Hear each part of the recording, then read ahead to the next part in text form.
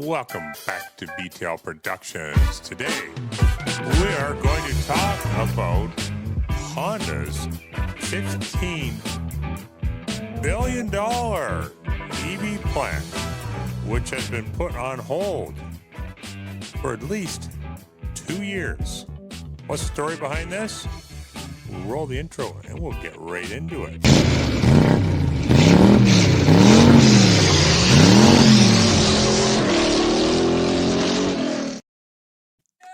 Welcome back, guys. So Honda Canada has recently postponed a $15 billion Canadian electric vehicle investment plan for Alliston, Ontario. So what's the story behind this? This was announced back in 2024, and it was aimed to be open and in production by 2028. What's the reasoning behind this? Well, a lot of people are going to immediately say it's Donald Trump, his tariffs. Well, I don't doubt that that doesn't play some kind of a role in this. I think the bigger issue here is the electric vehicle slowdown.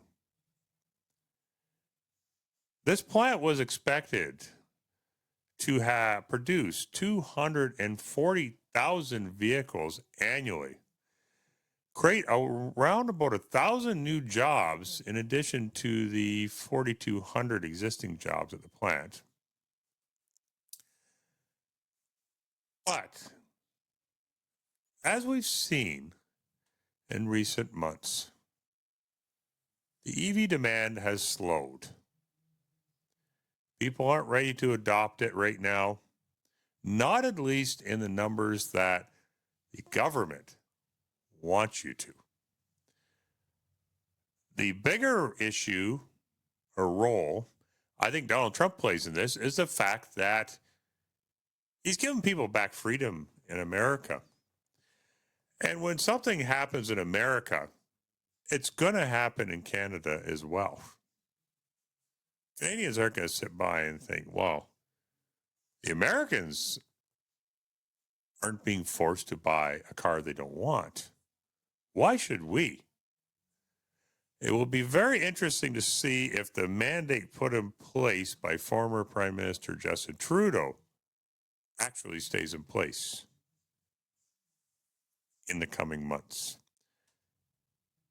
Mark Carney has already annexed the consumer carbon pricing in Canada because that was probably one of the biggest things, aside from some of his ultra leftist liberal ideas that Trudeau had. That was that carbon pricing, carbon tax, let's be real, it's a tax, is what sunk him. So Mark Carney came in and annexed it. So people have been given a little bit more freedom. So it's going to be interesting to see if he gives them more freedom coming forward. The same as Donald Trump has been giving Americans in the States. Now it's been said that Mark Carney is more centrist liberal. We'll see if that holds true. I believe that's where the party should be. If somebody's voting for a liberal, they're voting for a centrist. They're not voting for a left or right. They're voting for a centrist prime minister. So it'll be interesting to see. If he doesn't, that could be the end for them. We'll see. They have a minority, though a strong minority, within 2 seats now of being a majority. But whenever you have a minority government, anybody that's familiar with the British system, political system, which is what Canada is based on, it can be a very fragile government. And when it's a fragile government, you have to be a little bit more careful about how you carry yourself. So it will be very interesting to see what he does with the EV mandate.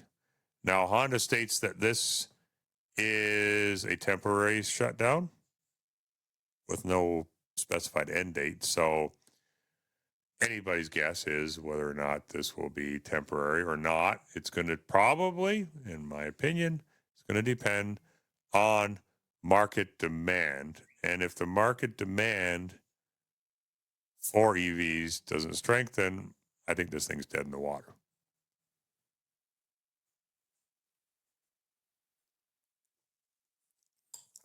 The federal government and the provincial government of Ontario had an EV dream. They wanted to make Ontario the EV hub of North America. Great ambition. Unfortunately, the interest just isn't there right now.